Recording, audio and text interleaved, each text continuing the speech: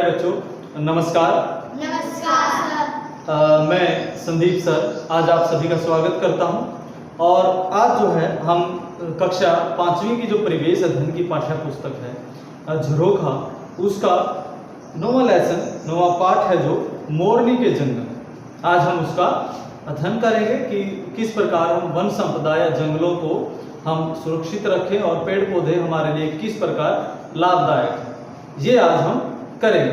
क्या आप कभी किसी पार्क या चिड़ियाघर की सैर करने गए हो? जी सर हम पिपली चिड़ियाघर देखने गए थे। बच्चों ये पिपली का चिड़ियाघर है। बहुत अच्छे। क्या आप बता सकते हैं वहाँ आपने कौन कौन से पशु या पक्षी देखे थे? वहाँ हमने तोता, मैना, बत्तख, नीलगाय और मैना देखे। बच्चों आज हम एक ऐसे ही वन्य प्राणी अभ्यारण्य या वन्य जो हरियाणा के भ्रमण स्थल हैं वनों से लेकर उनके बारे में जानेंगे। और ऐसा ही एक स्थान है मोरनी की पहाड़ियाँ, जिन्हें मोरनी हिल्स भी कहा जाता है। और ये हरियाणा के पंचकुला जिले में स्थित है, जिसे आप मानचित्र में जो आप मानचित्र देख पा रहे हैं उसके अंदर ये जो जगह है वो पंचकुला है। इस पहाड़ी का जो नाम है वो मोरनी महारानी के नाम पर रखा गया है, जो पहले यहाँ राज करती थी, शासन करती थी। उनके नाम से ही क्या है, इस जो पहाड़ी का नाम है वो मोरनी रखा गया है। यहाँ की जो चारों तरफ की सुंदरता है, जो हरियाली है, वो बहुत ही मनोरम है। यहाँ इन पहाड़ियों के बीच बहुत ही सुंदर ठंडी ठंडी शीतल हवा जो बहती है वो बहुत सुहावनी लगती है। इसी के साथ मोरनी की जो पहाड़ियाँ हैं वो चीड़ के वनों से, चीड़ के लंबे लंबे वनों पेड़ों से जो है घिरी हुई है। जब इन पेड़ों के बीच से हवा की आवाज़ गुजरती है तो ऐसा लगता है कि जैसे यहाँ एक अलग ही दुनिया है।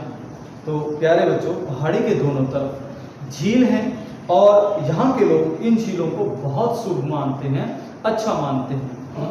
गार्ड की सहायता से, अगर हम गार्ड को वहाँ से लेकर चलें तो हम वन के इन क्षेत्रों की जो है वो सैर कर सकते हैं और उनकी सहायता से हम वन में उगे हुए विभिन्न प्रकार के पेड़ पौधों की जानकारी ले सकते हैं और उनको देख सकते हैं, जैसे अमलतास, आंवला और अंजीर, गुलमोहर, सहजना। इन पेड़ों को हम वहाँ आसानी से देख पाएंगे। और प्यारे बच्चों, यहाँ जो है पेड़ों के विभिन्न पक्षियों की जो है आवाज़ें वो सुनाई देती हैं, जो एक पेड़ से दूसरे पेड़ पर उड़कर जाते रहते हैं। और यहाँ पर बंदरों के झुंडों को भी सामान्य रूप से देखा जा सकता है। तो प्यारे बच्चों, क्या आप ये बता सकते हैं क्या हमारे आसपास भी उतने ही संख्या में पक्षी और जीव जंतु देख सकते हैं? जी नहीं। क्या आप बता सकते हैं कि ऐसा क्यों है? सर हमारे पास ज़्यादा पेड़ पौधे नहीं हैं, इसलिए हम पशु पक्षियों को देख नहीं सकते। बिल्कुल सही कहा बेटे आपने, क्योंकि हमारे आसपास जो है पेड़ पौधों की जो संख्या है वो कम होने के कारण जो है पशु पक्षियों की संख्या भी क्या है, कम हो गई है। तो ये इसका कारण रहता है। अगर हम वहाँ गार्ड के साथ वनों में घूमने जाते हैं तो भ्रमण के दौरान आप मोरनी हिल्स पर जाते हो तो वहाँ पर बहुत सारे जानवर आप देख सकते हो, जैसे नीलगाय, लंगूर, चमगादड़, ये सारे जानवर, हिरण और बंदरों के झुंड आप वहाँ पे देख सकते हो। कभी कभी वहाँ पर जो है तेंदुए भी दिखाई दे जाते हैं। जैसे आप यहाँ तेंदुओं की संख्या क्या थी, बहुत ज़्यादा थी, परंतु अब यहाँ सड़कें और पार्क बनाने के कारण जो है वो जंगल कम होते चले जा रहे हैं, जिस कारण जो है तेंदुए भोजन की तलाश में कई बार जंगल से बाहर भी आ जाते हैं और वो कई बार मारे भी जाते हैं। तो प्यारे बच्चों, क्या आपने भी कभी कुछ जानवरों को अपने घर के आसपास देखा है? सर हमारे घर के पास बहुत सारे बंदर आ जाते हैं। क्या आप जानते हैं कि वो हमारे घर पर क्यों आ जाते हैं? सर क्योंकि जंगल खत्म हो रहे हैं। बच्चों सोचो और बताओ कि यदि जंगल कम हो जाए या खत्म हो जाए तो क्या फर्क पड़ता है? सर फिर जंगली जानवर का जंगल तो उनका घर है। बिल्कुल ठीक कहा बेटे। हम अपनी जरूरतों के लिए जंगली जीव जंतुओं के जीवन को खतरे में नहीं डाल सकते। जो हमारी धरती है, पूरी धरती का 1/3 जो हिस्सा है वो जंगल का होना चाहिए, जो आज के समय में बहुत ही कम है।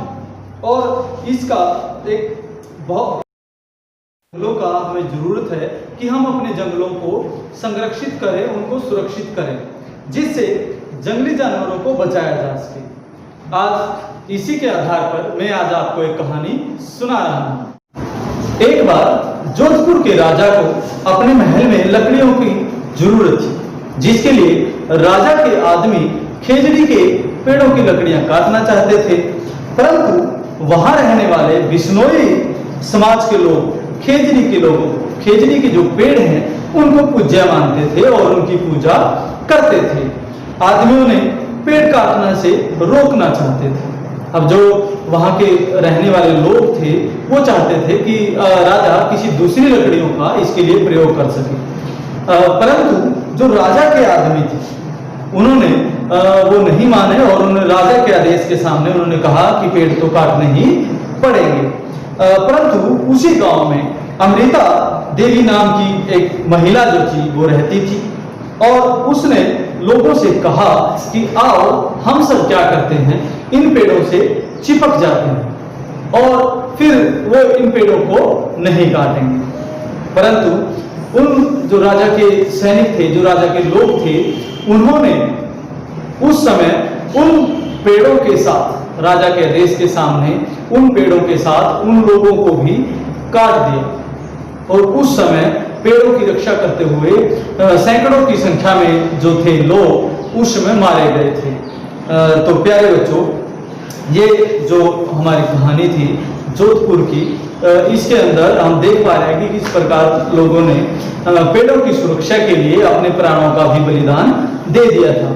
क्या आप बता सकते हैं कि वो लोग पेड़ों की सुरक्षा करने के लिए अपनी जीवन और अपनी जान की परवाह किए बिना पेड़ों से क्यों चिपक गए? वो पेड़ों से प्यार करते थे, क्योंकि वो पेड़ों की पूजा करते थे। पेड़ों का हमारे जीवन में बहुत ही महत्व है और हम अपनी जरूरत की सभी वस्तुएं जो हैं पेड़ पौधों से ही प्राप्त करते हैं।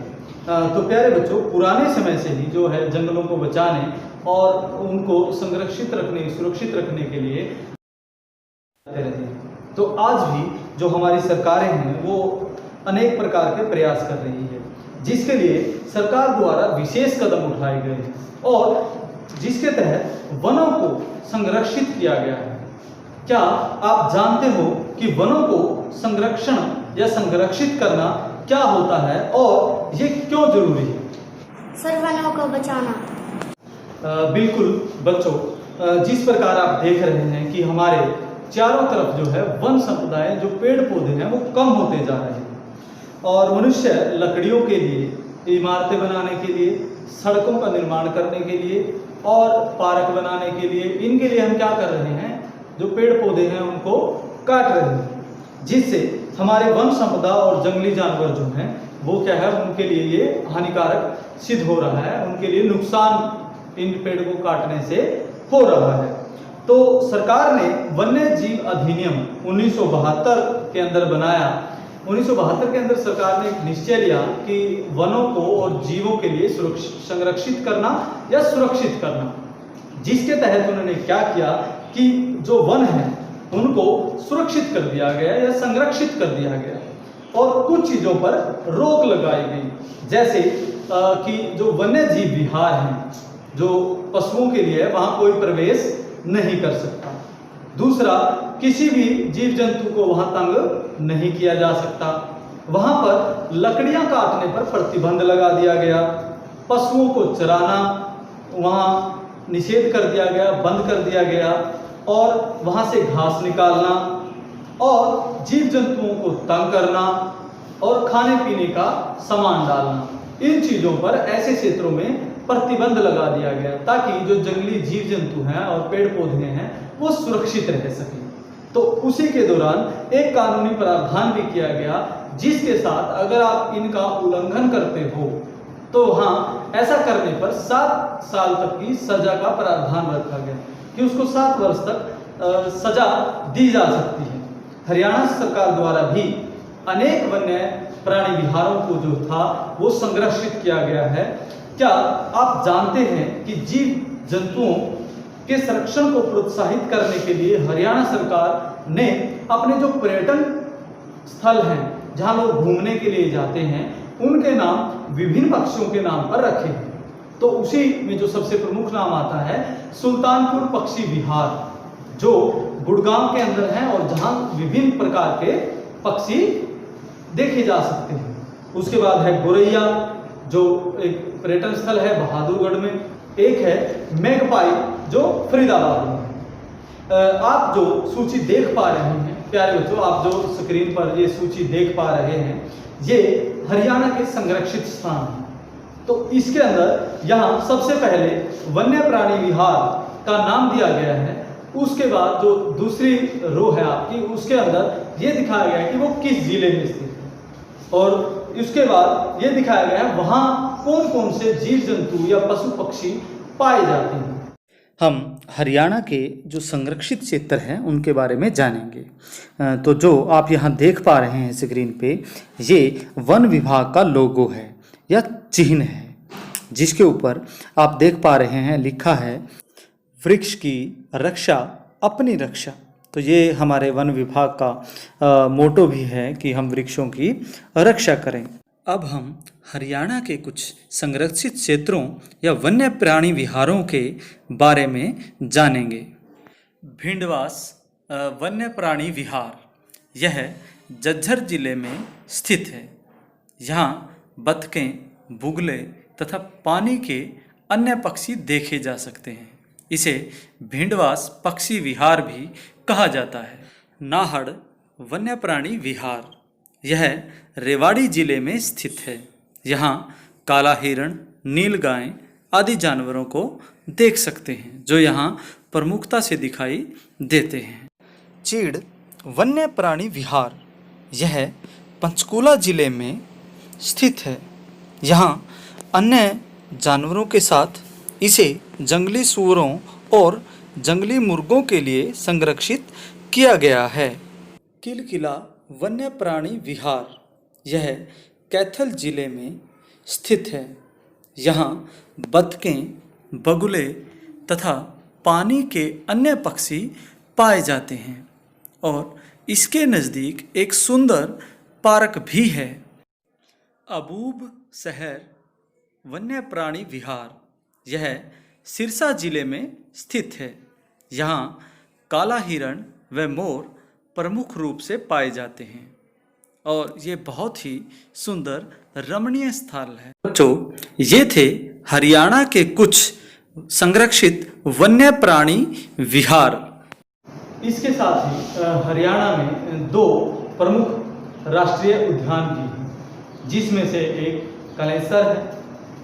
कालेसर यमुनानगर जिले में स्थित है, जिसमें तेंदुए, भालू, सांभर, गोरल को और जंगली सूअरों के लिए जिसे संरक्षित किया गया है, सुरक्षित किया गया है। और दूसरा है सुल्तानपुर, जिसके बारे में हम बात कर रहे थे, सुल्तानपुर पक्षी विहार, जो गुड़गांव में स्थित है। यहाँ पर वहाँ के जो स्थानीय पक्षी हैं, उसी के साथ प्रवासी जो विदेशों से पक्षी आते हैं वो भी यहाँ पर देखे जा सकते हैं। इसके साथ यहाँ बत्तख, बुगले और पानी में रहने वाले अन्य पक्षियों को भी आप देख सकते हैं। ये पर्यटन का एक बहुत ही सुंदर स्थान है। तो प्यारे बच्चों, यहाँ घूम के आ सकते हैं। बच्चों, हमारे धरती पर अनेक प्रकार के पेड़ पौधे और जंतु हैं, जिन्हें जीवन के लिए भोजन की आवश्यकता होती है। पेड़ पौधे अपना भोजन जो है वो स्वयं तैयार करते हैं और जंतु जो हैं वो पेड़ पौधों से अपना भोजन खाते हैं। इसी प्रकार कुछ जंतु एक दूसरे जंतुओं को खाते हैं। तो प्यारे बच्चों, आज हम इसी को एक उदाहरण के द्वारा समझेंगे कि किस प्रकार एक जंतु दूसरे जंतु को खाता है, जिसे आप चित्र के माध्यम से देख सकते हैं। बच्चों, ये जो चित्र आप देख पा रहे हैं अपनी स्क्रीन पर, इसमें कुछ घास के पौधे, कुछ छोटे पौधे और कुछ शाकीय पौधे जैसे सब्जियों के पौधे आप देख पा रहे हैं सभी पेड़ पौधे वायुमंडल से कार्बन डाइऑक्साइड तथा सूर्य की ऊर्जा लेते हैं। जड़ों द्वारा और मिट्टी से पानी व खनिज लवण लेकर हरी पत्तियों से अपना भोजन सभी पौधे स्वयं तैयार करते हैं।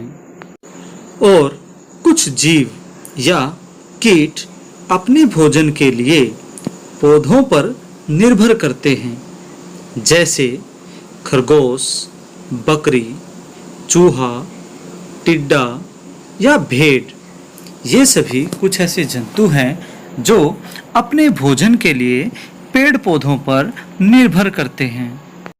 कुछ जीव अपने भोजन के लिए छोटे जीवों पर निर्भर रहते हैं और उन्हें खाते हैं, जैसे बिल्ली, लोमड़ी, सांप और मेंढक। ये सभी दूसरे छोटे कीटों को खाते हैं। कुछ जीव मांसाहारी होते हैं और अन्य सभी जीवों को खाते हैं।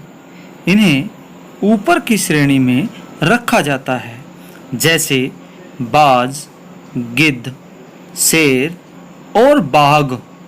अब हम इसे एक क्रम या श्रृंखला में बनाते हैं और समझते हैं। यहाँ जो चित्र आप देख रहे हैं उसमें कुछ तस्वीरें दी गई हैं, जैसे बाज की, घास, मेंढक, टिड्डा और सांप। तो इसमें इस चित्र को आप ध्यान से देखें और सोचें कि इसमें सबसे पहले कौन आएगा। बिल्कुल सही, सबसे पहले हम घास को रखेंगे, क्योंकि घास अपना भोजन सूर्य के प्रकाश से स्वयं बनाता है। बहुत अच्छे बच्चों, इनमें से कौन सा जीव या कीट घास खाता है? सोचें। बिल्कुल सही बच्चों, टिड्डा जो है वो घास की पत्तियां खाता है। तो इसमें हम इसे दूसरे स्थान पर रखेंगे। क्या आप अंदाजा लगा सकते हैं कि इनमें से कौन सा जीव टिड्डों को खाता है? आपने बिल्कुल सही अंदाजा लगाया, टिड्डों को मेंढक खाते हैं। तो हम इसके बाद मेंढक को रखेंगे। बच्चों, अब जरा सोचें कि मेंढक किसका भोजन है? इनमें से मेंढक को कौन खाता है? बिल्कुल सही बच्चों, सांप का भोजन जो है वो मेंढक है।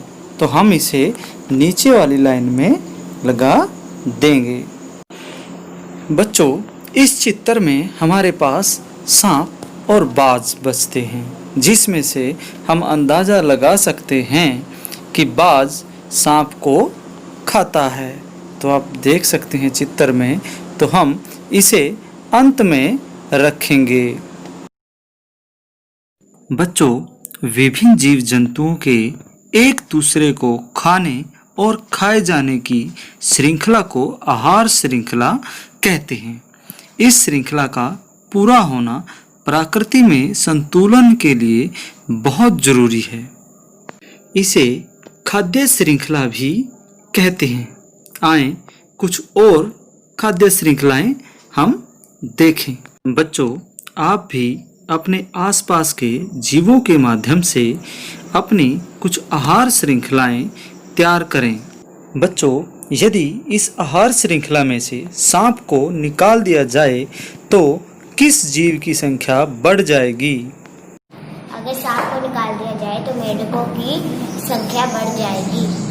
बच्चों, क्या आप बता सकते हो कि वनों को बचाने के लिए हम क्या क्या कर सकते हैं? सर, हम अधिक से अधिक पेड़ लगाएंगे। सर, हमें पेड़ों को नहीं काटना चाहिए। सर, हमारे स्कूल में हर साल पर्यावरण दिवस पर पेड़ लगाए जाते हैं। बिल्कुल बच्चों, वन और पर्यावरण जीव जो है हमारे लिए बहुत जरूरी है और उनके संरक्षण एवं पौधारोपण जो पौधे हम लगाते हैं प्रति लोगों को जागरूक करने के लिए हम बहुत सारे दिवस मनाते हैं। जिस प्रकार 5 जून को विश्व पर्यावरण दिवस मनाया जाता है, जो हम सभी अपने अपने विद्यालयों में, स्कूलों में मनाते हैं और पौधे लगाते हैं। इसी के साथ 22 अप्रैल को जो है पृथ्वी दिवस मनाया जाता है और 21 मार्च को विश्व वानिकी दिवस मनाया जाता है। तो प्यारे बच्चों, इन दिनों को आप देखेंगे विद्यालयों में हम रैलियां निकालकर, पौधे बांटकर या विद्यालय में पौधे लगाकर इनको मनाते हैं। तो इसी कड़ी में लोगों को पौधे लगाने के लिए हम जागरूक भी करते हैं कि वो अपने आसपास जो है ज़्यादा से ज़्यादा पेड़ पौधे लगाएं। तो प्यारे बच्चों, आओ आज हम सब मिलकर भी एक पेड़ इसी उसमें कड़ी में अपने अपने विद्यालय में लगाते हैं। और प्यारे बच्चों, आप सभी भी अपने घर के आसपास एक पेड़ जरूर लगाएं। तो इसी के साथ जो हमारा ये था मोरनी हिल्स या मोरनी के पहाड़ या जंगल की हम जो सैर करने जा रहे थे वो पूरा होता है। और आओ चले हम सब मिलकर जो है एक पेड़ अपने स्कूल में आज इसी कड़ी में लगाते हैं। तो चलिए प्यारे बच्चों, चलते हैं।